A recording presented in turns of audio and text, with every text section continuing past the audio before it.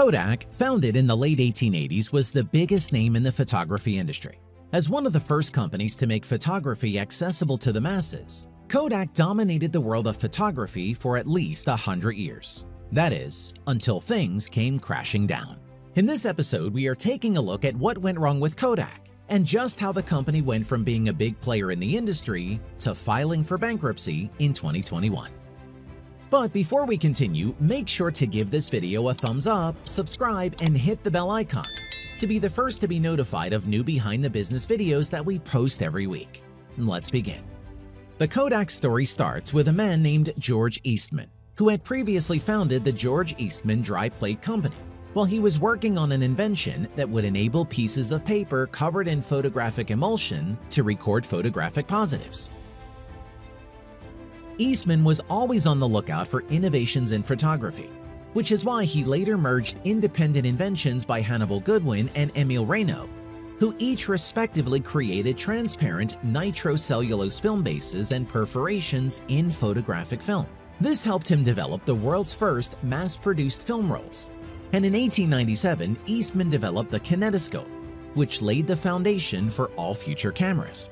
Eastman trademarked the name Kodak in 1888, and soon after that, he released a camera that was loaded with a paper film of 100 photos, which brought photography into everyone's homes.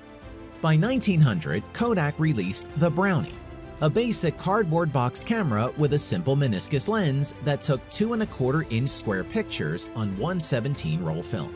The Brownie was quick and easy to use, helping Kodak revolutionize the way people took photos. Not only that, but in 1969, Kodak produced the camera used by astronauts of the Apollo 11 mission, which was used on the surface of the moon. The first ever photo of Earth taken from deep space was captured by Lunar Orbiter 1 with Kodak hardware, which only added to the company's success. After that, Kodak was producing equipment that was accessible to everyone in terms of being portable and affordable.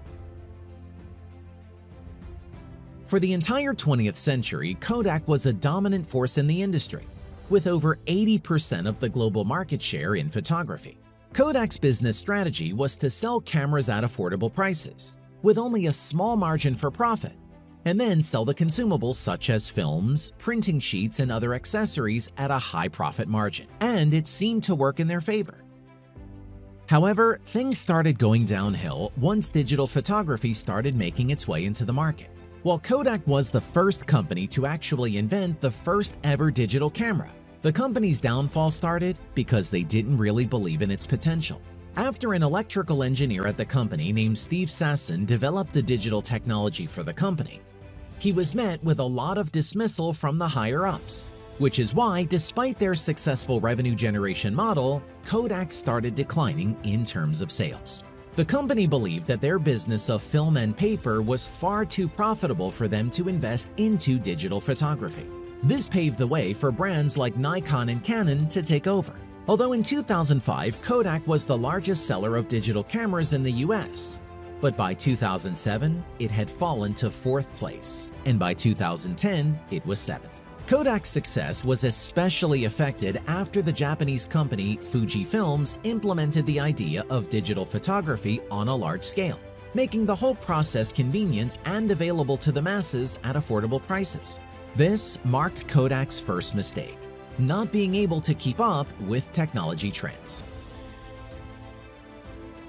Their second mistake was being comfortable with where they were and telling themselves that digital photography was just a fad, and that people would eventually return to traditional photography.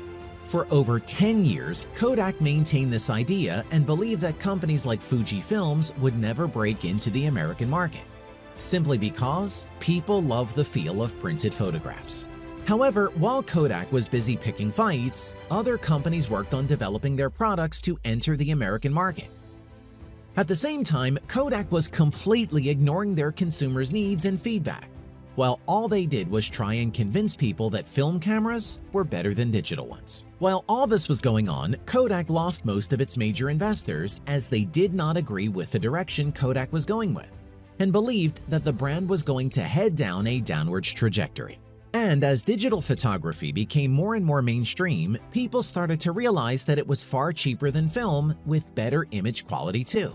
This came as a sudden shock, and the marketing team at Kodak tried to intervene and make the management realize that the company needed to change its strategy to keep up with market demands. However, the idea was shot down, as the company wanted to stick with their ancient ideas.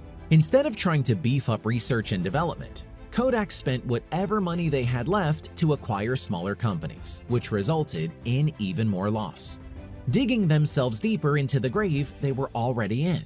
In 2004, when Kodak finally understood the importance of keeping up with modern technology and started the sales and the production of digital cameras, it was already too late. Many big companies had already established themselves in the market by then, and Kodak couldn't keep pace with the big shots. It was at this moment when the company decided to stop making excuses and stopped production for their traditional film cameras.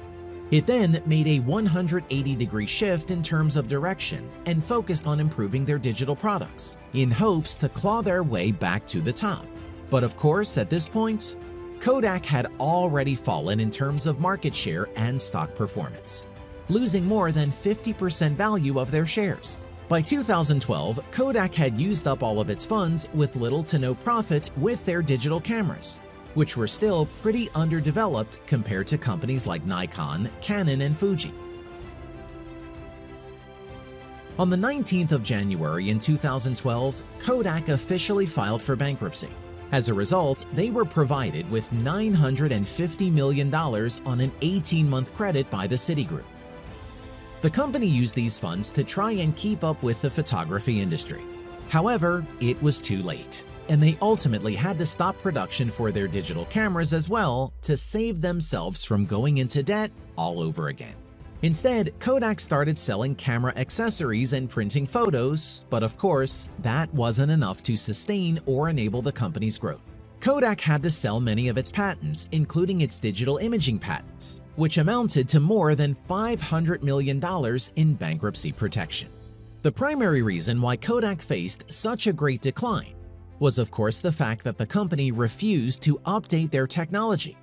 But at the same time, it was also because the brand had nothing new to offer to its customers, which is what reduced their brand loyalty. Not only did Kodak fail to understand that their strategy of relying on traditional methods of photography was eventually going to put them in debt, the company also failed to perform well as compared to their technology-forward competitors. Even when the company embraced the digital revolution, it wasn't enough for them to maintain their pace. Had Kodak focused on developing simple, easy-to-use digital cameras back in the 90s, and easy-to-use photo apps after that, they might have still remained a big brand. But instead, they decided to invest in obsolete technology that wasn't practical or affordable. Kodak made the mistake of being too attached to their product, film, instead of the value they could have offered to customers, which is simply the ability to capture life's most precious moments. For decades, Kodak's key advantage was superior technology. But when new technology came along, their focus on film blinded them to recognize the value of digital until it was too late.